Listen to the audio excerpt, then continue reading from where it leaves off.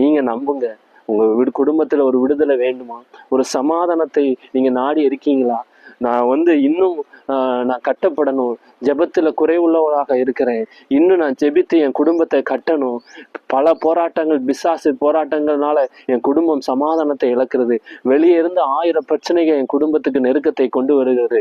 இதுல இருந்து விடுதலை வேணும், நான் ஜெபிக்க எனக்கு தாழ்ந்து தாங்க, தாகத்தை தாங்கன்னு நீங்க ஆண்டவர்கிட்ட கேட்கும்போது நிச்சயம் அவர் உங்களுக்கு ஒரு ஒத்தாசையை தருவார், உதவி செய்வார். அவரோடு இணைந்துதான் நம்ம ஜெபிக்க முடியும்.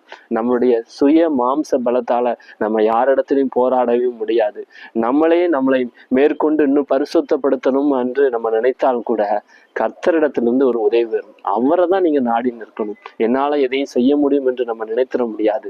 கர்த்தரிடத்துல போய் நிக்கணும். அப்பா, எனக்கு இப்படிப்பட்ட ஒரு உதவி வேணும், நீங்க நினைச்சா இதை செய்ய முடியும், உங்களுடைய சித்தத்தின்படி இது வாய்க்கட்டும் என்று முழங்கால் படியிட்டு கண்ணீரோடு நீங்க உங்க கண்ணீரை அவருடைய சமூகத்துல விதைச்சிங்கன்னா நிச்சயம் அதற்கான நன்மையை நீங்க பெற்றுக்கொள்வீங்க.